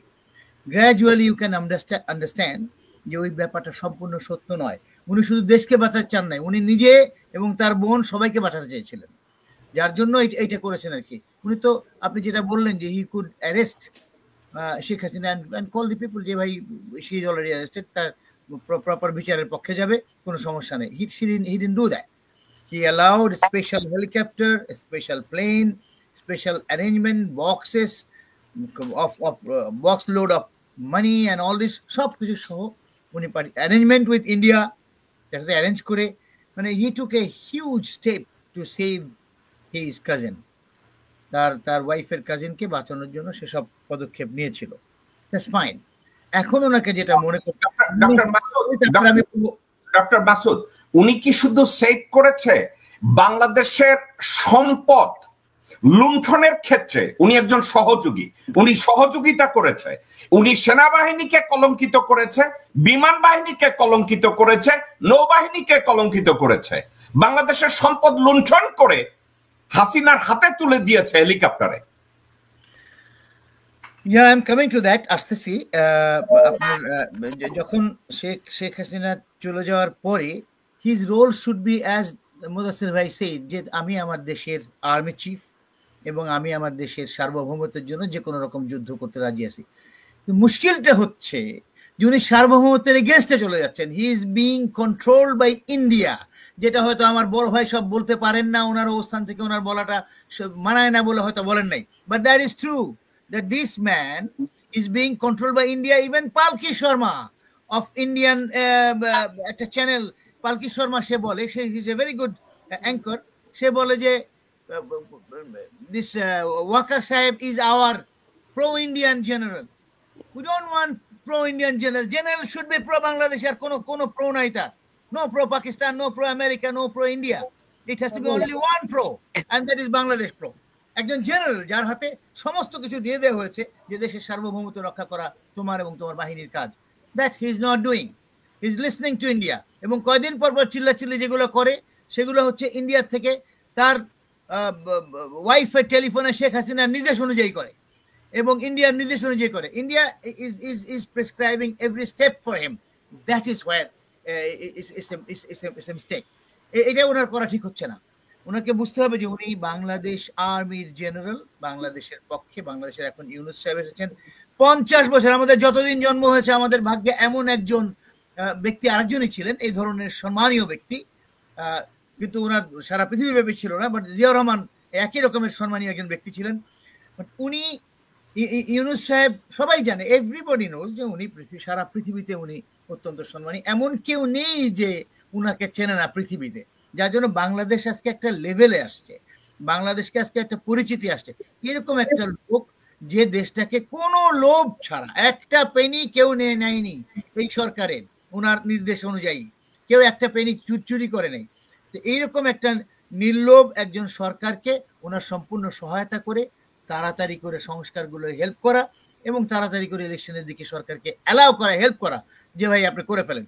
That he is not doing. He is talking to BNP, he cannot do that. As per the army acts, any army officer while in dress, while in uniform, they cannot pass a political comment or they cannot side with a political party. They cannot do that. এগুলো মুদাসসির ভাই will confirm. He is a sword of honor. উনি জানেন এগুলো পড়াশোনা করা মানুষ। তো anyway, এটা উনি না করে হি ইজ গোয়িং এভরি স্টেপে তাকে বাধার সৃষ্টি করছে এবং বিভিন্ন অজুহাত আনছে। করিডোর নিয়ে ওনার আজকে পেপারে দেখেন না, করিডোর নিয়ে ওনার প্রশ্ন চলে আসছে, করিডোর দিয়ে দিচ্ছে, করিডোর দেওয়া হবে না। কোথায় ছিলেন ভাই আপনি যখন ইন্ডিয়াকে করিডোরের পর করিডোর দেওয়া হচ্ছে, যখন বিনা পয়সাও নেওয়া হচ্ছে না? তাদের ট্রেন যাবে, তাদের বাস যাবে, তাদের যাবে, আমাদের লোকরা শুধু গার্ড করবে, and will not be paid for that. আমাদেরকে বলা হয়েছিল ওই সময় যে আমরা সিঙ্গাপুর হয়ে যাবো ওদেরকে যদি করিডোর দিই। Did we become Singapore? জিজ্ঞেস করেন না এখন আপনার ওই তৎকালীন সেই উপদেষ্টা যারা ছিল তাদের কাছে। Ask, we are not. এই করিডোরের সময় উনি কোথায় ছিলেন? জেনারেল ওয়াকাররা কোথায় ছিলেন? ওনাদের এত কথা আসে আজকে যে করিডোর দিতে পারবো না, এরকম অজুহাত ওনারা নিয়ে আসে একটার পর একটা। দেশের সার্বভৌমত্ব চলে যাচ্ছে, কক্সবাজারে আমেরিকান আর্মি দেখি সার্বভৌমত্ব চলে যাচ্ছে, বাকি আছে কোথায়? মোংলা পোর্ট, চিটাগং পোর্ট সব ইন্ডিয়া কন্ট্রোল। আপনি অফিসারদের লিস্ট দেখছেন? আমাদের সেক্রেটারির লিস্ট দেখছেন? hundreds of secretaries and additional secretaries and deputy secretaries are chosen by India. ওই সময় একজন লোক, একজন সেক্রেটারি লস্ট হিজ জব, এবং আজকের একজন উপদেষ্টা, আজকের আমি নামও বলে দিতে পারি তাকে, আজকের উপদেষ্টা আমার বাসায় ছিলেন। উনি এসেছেন, উনি আমেরিকা আসেন মাঝে মাঝে। তো ওই সময় উনি তো আগেরও 111 উনি উপদেষ্টা ছিলেন, বুঝলেন কে? 111 উপদেষ্টা ছিলেন, আজকে উনি উপদেষ্টা, ওই একই জায়গার উপদেষ্টা, সেই সেম সাবজেক্টের। তো this man he told me, আমার ঘরে বসে বলেছিলেন যে সেক্রেটারি সাহেবকে পরে উনি ওএসডি হয়ে গেলেন, পরে আবার জব ফিরে পেলেন। আমরা বললাম আপনি জব ফিরে পেলেন, আপনার কি জয় টয় কাজের সাথে আছে নাকি, জানাশোনা আছে নাকি? উনি বললেন না, আরো শক্ত জায়গা। কোথায়? আমি ইন্ডিয়ান এম্বাসি থেকে এটা করিয়ে নিয়ে এসেছি। কেন ইম্যাজিন? সার্বভৌমত্বের কথা বলেন আপনারা আজকে। আমাদের দেশের প্রতিটি পদ, প্রতিটি সবকিছু আমাদের দেশের এমপিরা গর্ব করে বলতো আমি ইন্ডিয়ার চয়েস। কোথায় সার্বভৌমত্ব ছিল তখন? তখন তো কেউ বলেন নাই। আপনাদের সামনে বলেছিল এমপি সাহেব, আপনাদের সামনে টিভিতে এসে বলেছিল যে আমি ভারতের পছন্দের এমপি বা ক্যান্ডিডেট। তখন কোথায় ছিল সার্বভৌমত্ব? আমরা কি একটা অঙ্গরাজ্যের মতন হয়ে গিয়েছিলাম না? আজকে আমাদের ইলেকশন কখন হবে, জনগণের কি আকাঙ্ক্ষা, এই নিয়ে ইন্ডিয়ার মাথা ব্যথা কেন ভাই? আপনারা মুসলমান মেরে শেষ করে ফেলতেছেন কাশ্মীরে, যা কিছু করতেছেন, আমরা কিছু বলতে গেলে না এটা আমাদের আভ্যন্তরীণ ব্যাপার। তাহলে এটা আমাদের আভ্যন্তরীণ ব্যাপার না? আপনার কথায় কথা মাথা ঘামান আলটিমেটলি।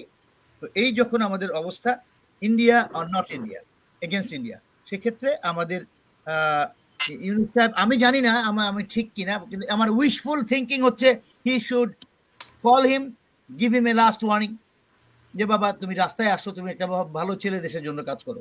যদি না কাজ করে, fire him, you are a defence minister too, defence আপনার হাতে আছে, ফায়ার হিম। জাস্ট ডিক্লেয়ার করেন, come to television and declare that he is gone and new man is posted.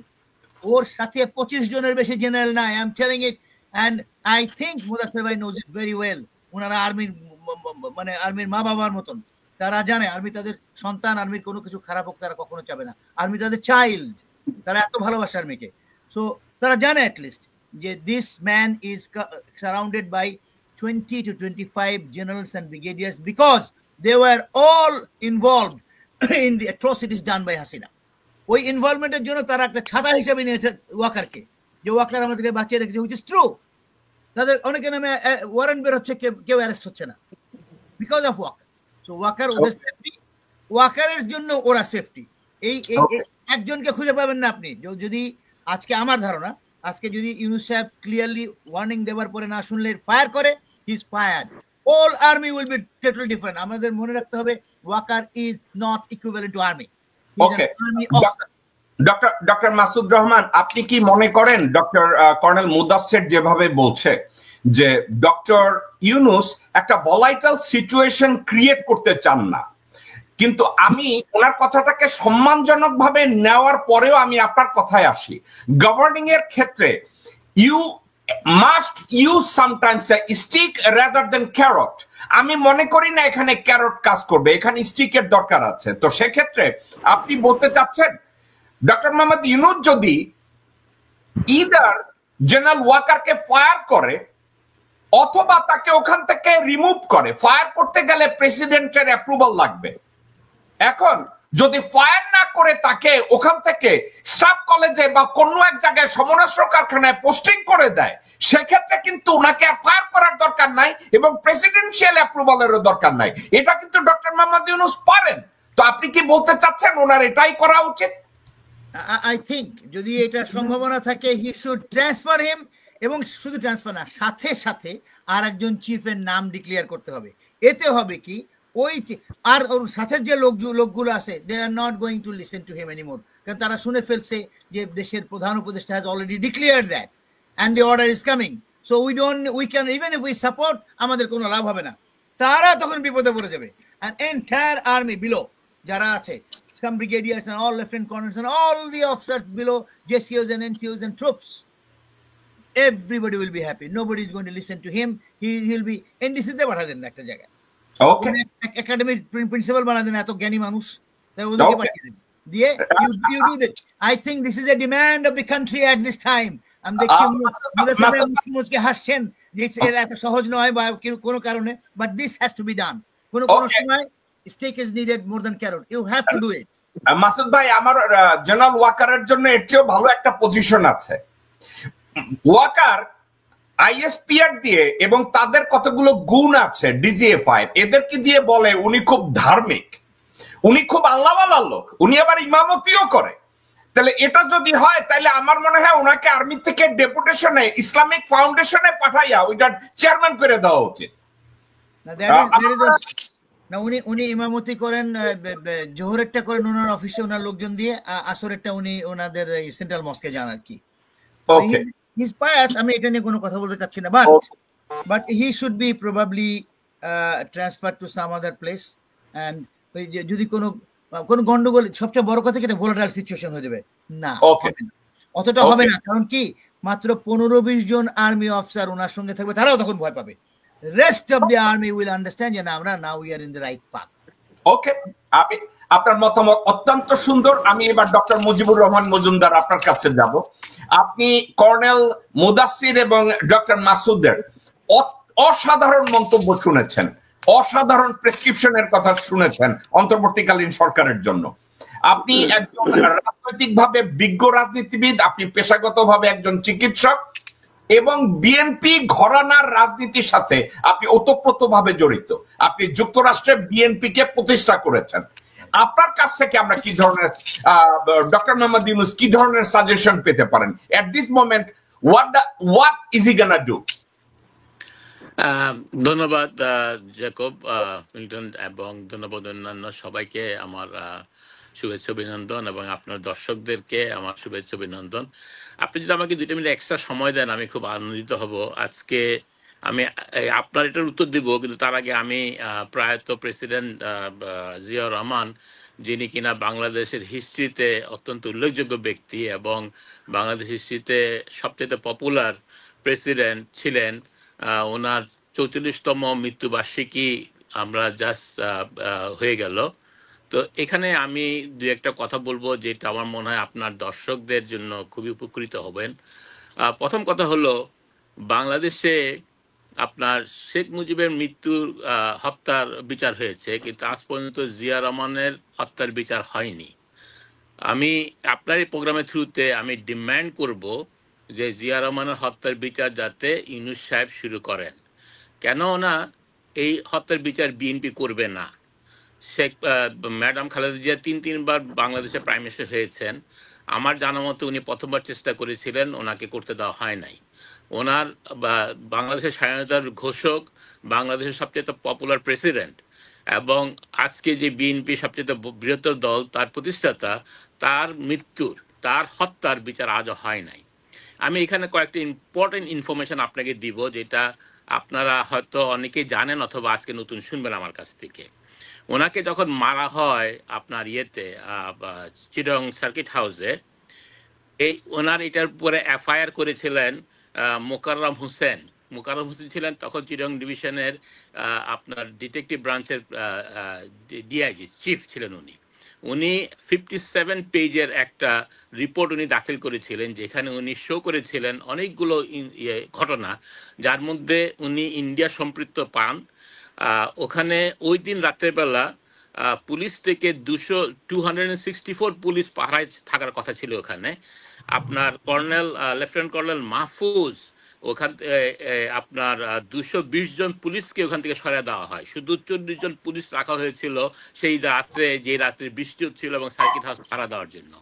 তো ওই দিন রাত্রেবেলা কর্নেল মাহফুজের সাথে মোকাররম হোসেনের এই নিয়ে আর্গুমেন্ট হয়, এবং মোকাররম হোসেন এই ইনফরমেশন, কারণ উনি বুঝতে পারলেন না যে কেন কর্নেল মাহফুজ আপনার যেখানে পুলিশ পাহারা আছে, প্রেসিডেন্টের পুলিশ পাহারা আছে 264 পুলিশ, ওখান থেকে কেন 220 জন পুলিশকে সরানো হলো, কেন এই অরক্ষিত করা হলো সার্কিট হাউসকে সেই রাত্রে, এবং তার সাথে লেফটেন্যান্ট কর্নেল মাহফুজের কি সংযোগ, এটা উনি এখানে ওনার এফআইআর তুলে ধরেন। এখানে উনি ওই সময় আমার মনে হয় শাহজাহান ছিলেন ডিআইজি, শাহজাহানকে উনি জানিয়েছিলেন।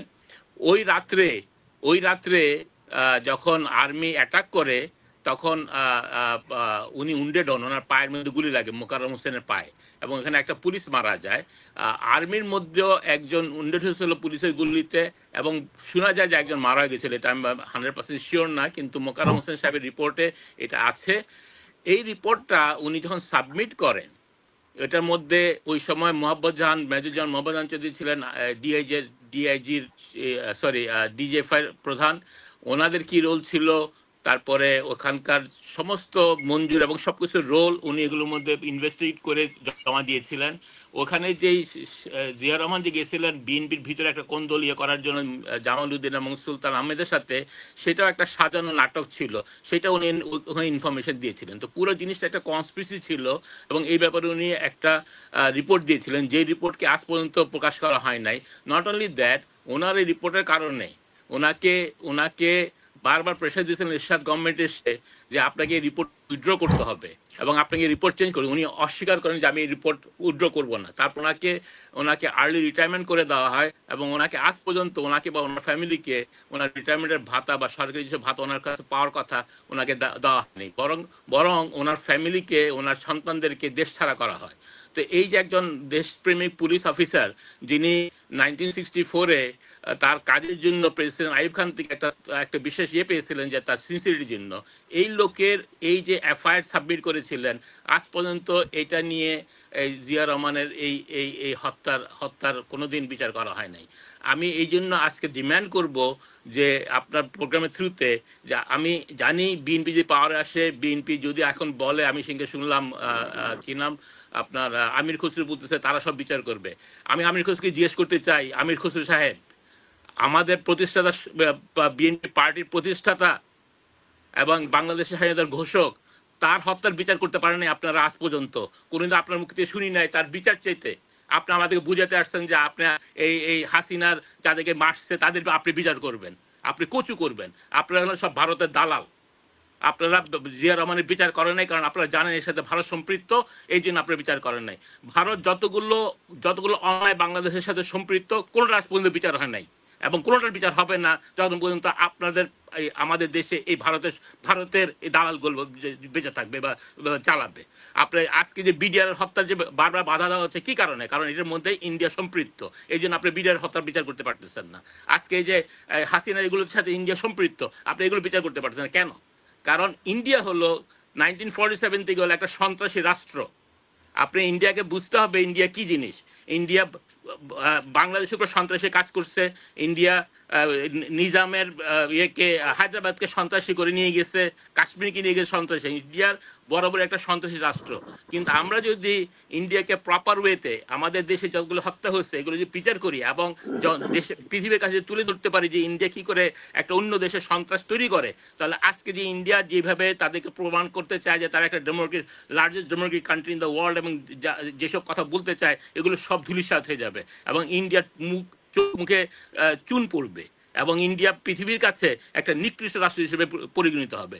এই কারণে আমি মনে করি একজন দেশপ্রেমিক নাগরিক হিসাবে আমি আপনার থ্রুতে আমি প্রফেসর ইউনূস সাহেবকে বলবো যে মোকাররম সাহেবের যেই 57 পেজ যে উনি দাখিল করেছিলেন এফআইআর, এটাকে পাবলিক করা হোক এবং জিয়া রহমানের হত্যার বিচার শুরু করা হোক। এটাই হবে আমি মনে করি বাংলাদেশে ওনার যে অবদান, বাংলাদেশের জন্য ওনার যে দেশ স্বাধীনতার জন্য উনি দেশ স্বাধীন না করবো, উনি যে ঘোষণা না দিতেন তাহলে এই বাংলাদেশ স্বাধীন হতো না। কেন হতো না আমি আপনাকে এটাও বলে দিই। শেখ মুজিবুর রহমান কয়দিন পরেই হাত মিলিয়ে প্রধানমন্ত্রী ব্যাক করে আসতেন, বাংলাদেশ কোনো স্বাধীন হতো না। বাংলাদেশ স্বাধীন হচ্ছে একমাত্র কারণ জিয়া রহমান শেখকে স্বাধীনতা ঘোষণা দিচ্ছেন। এবং এই কারণে আমি বলবো এটা আমাদের প্রত্যেকটা বাংলাদেশি দেশপ্রেমিকের দায়িত্ব যে আমরা জিয়া রহমান হত্যার বিচার করবো। এটা বিএনপি করুক আর না করুক, তারেক রহমান চাক আর না চাক, খালেদা জিয়া চাক আর না চাক, আমরা জিয়া রহমানকে ভালোবাসি, আমরা দেশকে ভালোবাসি, আমরা এটা চাই এবং আমরা এটা করতে হবে। এবং আমি ইউনূস সাহেবের কাছে রিকোয়েস্ট করব যে এটা যাতে উনি ইনিশিয়েট করেন এবং ওই এফআইআরটা বের করে আপনার পুরোপুরি একটা ইন্ডিপেন্ডেন্ট একটা বিচারপতিকে দিয়ে একটা ইন্ডিপেন্ডেন্ট ইনভেস্টিগেট করে আমরা যেই হোক, এটার পিছনে যদি আমেরিকাও থাকে, ব্রিটিশ থাকে, রাশিয়া থাকে, প্রত্যেকে আমাদের গিয়ে করতে হবে। আমাদের দেশের এই জিনিসটা আমাদের দেশপ্রেমিক হিসেবে আমাদের দায়িত্ব। আমি এই জন্য আবারও রিকোয়েস্ট করব যে এই ইনভেস্টিগেশন শুরু করা হোক এবং এই ইনভেস্টিগেশন শেষ না পর্যন্ত দরকার হলে কোনো নির্বাচনের দরকার নাই। আমরা জানতে চাই জিয়া রহমানকে কে মারছে এবং কারা এটা পিছিয়ে ছিল। এখন আসছেন আপনি যে কথাটা বললেন, আমার কাছে প্রতিটা জিনিস পরিষ্কার। এখানে মুদাসসির ভাই আছেন, মুদাসসির ভাই একজন আর্মি পার্সন, উনি জানেন এবং উনি বুকে হাত দিয়ে বলতে পারবেন উনি যদি 100% দেশপ্রেমিক না হন বা ওনার সাথে যারা আর্মিতে আছে, যারা অফিসার আছে বা একটা সৈন্য আছে, উনি যদি ফিল করেন ওনার আন্ডারে একটা সৈন্য 100% দেশপ্রেমিক না, তাহলে ওই সৈন্যকে উনি কোনো দায়িত্ব দিবেন না বা উনি ওই সৈন্যকে বা ওই অফিসারকে কোনো কাজ করতে দিবেন না যদি ওনার মনে সন্দেহ থাকে যে এই ক্যাপ্টেন যে আমার আন্ডারে আছে সে হয়তো 100% বাংলাদেশ প্রেমিক না বা প্যাট্রিয়ট না। সেইখানে আমি প্রশ্ন করতে চাই, আপনারা যার কথা বলছেন আজকে ওয়াকার, আপনি আমাকে বলেন বুকে হাত দিয়ে প্রত্যেকে বলেন যে সে 100% দেশপ্রেমিক। আমি আপনার কথা বুঝতে পারি, আমি ওনার কর্মকাণ্ডে দেখতে পারি উনি দেশপ্রেমিক না। উনি আমাকে প্রমাণ করতে পারেন নাই, আমার জনগণকে প্রমাণ করতে পারেন নাই উনি 100% দেশপ্রেমিক। যেই লোক 100% দেশপ্রেমিক নয় সে কোনোদিনই বাংলাদেশের সেনাপতি হতে পারে না। এখন এখানে তাকে আপনাকে ইসলামিক ফাউন্ডেশনে পাঠান আর যেখানে পাঠান, আমি মনে করি তার বিচার হওয়া উচিত। সে যত কিছু অন্যায় করেছে, সে শেখ হাসিনার মতো একটা কুলঙ্গারকে, একটা কিলারকে, এবং তার সাথে তারেক সিদ্দিকী আরেক কিলার যে কিনা আয়না ঘরের প্রতিষ্ঠাতা এবং হাজার হাজার লোককে মারছে। আমি এদের প্রত্যেকের বিচার এবং ওদেরকে পার করে দেওয়ার জন্য আমি এই ওয়াকারের বিচার চাই এবং তার ফাঁসি চাই আমি আপনার প্রোগ্রামের থ্রুতে। আমার কাছে বাংলাদেশের পেট্রিয়টিজম ছাড়ার কোনো কথা নাই এখানে। যে বাংলাদেশের পেট্রিয়টিজমের যেই সৈনিক বাংলাদেশের সাথে 100% পেট্রিয়ট না, সেই সৈন্যর কোনো রকম অধিকার নাই বাংলাদেশ সেনাবাহিনীতে কাজ করার। কারণ আমরা আমাদের ট্যাক্সের পয়সা তাদেরকে আমরা লালন পালন করি। সেখানে আমরা চাই না যে বাংলাদেশের পক্ষের লোক না সে বাংলাদেশের সৈনিক বাহিনীতে থাকবে। সে 1% যদি তার মধ্যে খাত থাকে দেশপ্রেম নিয়ে, সেই লোক কোনো সেনাপতি কোনো আর্মিতে থাকতে পারবে না। কারণ এটা আমাদের পয়সা দিয়ে দেশ রক্ষা করার জন্য তাদেরকে দিচ্ছে। আমরা কোনো রকম এমন লোক চাই না আমাদের সেনাবাহিনীতে যারা কিনা অন্য দেশের বা অন্য কারো এজেন্ট হয়ে কাজ করবে। ওয়াকার সেই দিন সেই 5ই আগস্টের আগে তো ওয়াকারের যেসব কর্মকাণ্ড তার ইয়েতে সে এই স্বৈরশাসককে সাপোর্ট করে গেছে অল এলং, এবং তার বোন হোক, শাশুড়ি হোক, মা হোক, ডাজন্ট ম্যাটার, দেশের আগে কোনো কিছু নাই। সেইখানে সে এই স্বৈরশাসককে হেল্প করেছে, এবং not only that, say help করছে আপনার বাংলাদেশকে লুট করে জিনিস নিয়ে যাওয়ার জন্য।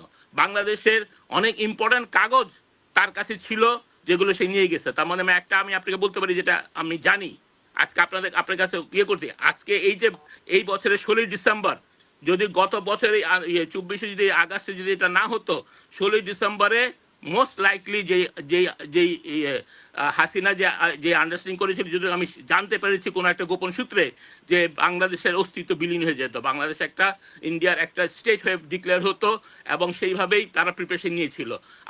আমরা অত্যন্ত ভাগ্যবান, আল্লাহর একটা বিশেষ রহমত যে আমাদের ইয়াং ছাত্ররা এবং জনগণ রাস্তায় নেমে এসে দেশকে আবার দ্বিতীয়বার মতো স্বাধীন করছে, এবং সেই কনস্পিরেসি, সেই যে একটা আন্ডারহ্যান্ড হচ্ছিল, যেটাতে আমি মনে করি যে ওয়াকার সাহেব জানুক আর না জানুক, তার জানা উচিত ছিল এগুলো যে হচ্ছে, এবং এগুলো অ্যালাউ করেছেন। সেই কারণে আমি বলবো যে সে দেশদ্রোহী, এবং তার বিচার হওয়া উচিত, এবং তার সাথে যত আর্মি যেই হোক, আর্মির জেনারেল হোক, যেই হোক, প্রত্যেকের বিচার হতে হবে, এবং তাদেরকে দেশদ্রোহিতার জন্য তাদের পানিশমেন্ট হতে হবে। এটা হলো আমি একজন বাংলাদেশি পেট্রিয়ট হিসেবে, আপনাদের মতো বাংলাদেশি পেট্রিয়ট হিসেবে এটা আমার দাবি।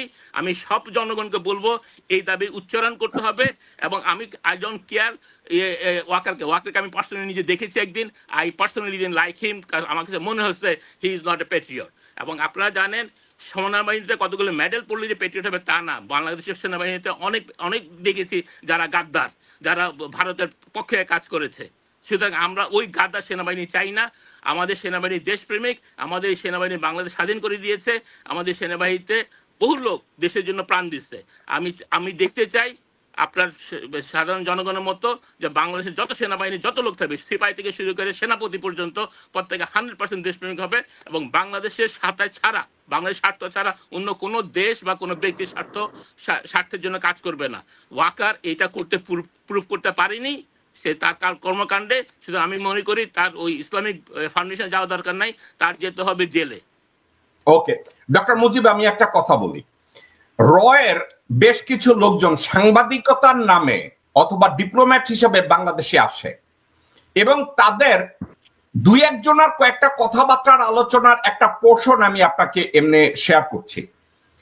বাংলাদেশ আর্মিকে রয়ের অন্তর্ভুক্তিমূলক কিছু প্রোগ্রাম অ্যাটাচ করাইছে, ভিতরে ঢুকাইছে বাই এরশাদ। ওটাকে কি বলে, ভারতীয়করণ করা। আর্মির ভিতরে কিছু কাজ জেনারেল এরশাদ করে গেছে, এবং এটা নিয়ে গতকালকের কর্নেল মুদাসসির বেশ কিছু কথা বলেছে। হয়তো যেহেতু আর্মির নুন খেয়েছে, অনেকগুলো কথা ওপেনলি আমাকে বলে নাই। এখন জেনারেল এরশাদের পরে সরাসরি আরেকজন জেনারেল এই মুহূর্তে পুরা রকে ভারতীয়করণের জন্য কাজ করছে, এবং এই লোকটা জেনারেল ওয়াকার। জেনারেল ওয়াকার ওই দিন রাতে সেনা সদরে ভাষণের মধ্যে একটা কথা বলেছে যে বাংলাদেশ আর্মিকে 1947 সাল থেকে 71 সালের ইতিহাস সঠিকভাবে শেখাতে হবে। যতটুকু করা হয়েছে এটা ঠিক না, আরো বেশি করে করাতে হবে। জেনারেল ওয়াকার বলেছে 1947 সাল থেকে 1971 সাল পর্যন্ত আমাদের দেশের ইতিহাস সেনাবাহিনীর লোকজনদেরকে শেখাতে হবে, ভালো করে অধ্যয়ন করাতে হবে। আপনাকে যদি আমি জিজ্ঞাসা করি 47 থেকে 71-এর কোন ইতিহাস ওয়াকার সেনাবাহিনীর অফিসারদেরকে শিখাতে চাচ্ছে? ভারতের পদচুম্বন, নাকি মোদির পদলেহন, নাকি 2017 সালের 8ই এপ্রিল হাসিনা শেখ ভারতের সাথে গিয়ে যে চুক্তিটা করেছিল ওইটাকে কোরআন শরীফের আয়াত হিসাবে মেনে নেয়া? আপনার কাছে কি মনে হয় ডক্টর মুজিব রহমান? আমার কাছে মনে হয় ওয়াকার যেটা করতে যাচ্ছেন এবং এই যে আপনি যেটা বলেন এরশাদ থেকে শুরু করে এরা বেসিক্যালি চাচ্ছে বাংলাদেশের আর্মিটার মাইন্ডসেটটাকে চেঞ্জ করে ভারতীয় আধিপত্যবাদকে অ্যাকসেপ্ট করে নেওয়া। দর্শক তারা শুনেছেন, শুনে বুঝতে পেরেছেন যে আসলে সেনাবাহিনী শুরু থেকেই যে কাজগুলো করে সেই কাজগুলো সন্দেহজনক, এবং এই কারণেই কিন্তু সেনাবাহিনী বা রাষ্ট্রপতি শাহাবুদ্দিন চুপ্পুর অপসারণের জন্য দাবি করা হচ্ছে এবং তাকে সরিয়ে দেওয়ার জন্য বিবাল বা আন্দোলন করা হচ্ছে, এবং দেশের ভিতরে যেই কাজগুলো হচ্ছে সেগুলোর জন্য কিন্তু তাদেরকেই দায়ী করা হচ্ছে। তো এখানে জ্যাকব মিল্টন আলোচনা সুন্দর উপস্থাপন করেছেন, পাশাপাশি আরো অনেক আলোচক ছিলেন। তাদের যেই কথার সারমর্ম সেটা হচ্ছে যে রাষ্ট্রপতি এবং সেনাবাহিনীকে, সেনাপ্রধানকে সরিয়ে দিতে হবে যদি ডক্টর ইউনূস শান্তিতে সংস্কার করতে চান এবং ক্ষমতা থাকতে চান। আর না হয় তারা সবসময় একটা অরাজকতা দেশে সৃষ্টি করে রাখবে, যাতে করে সবসময় ডক্টর ইউনূস রাষ্ট্রীয় ক্ষমতায় একটা চাপ অনুভব করেন।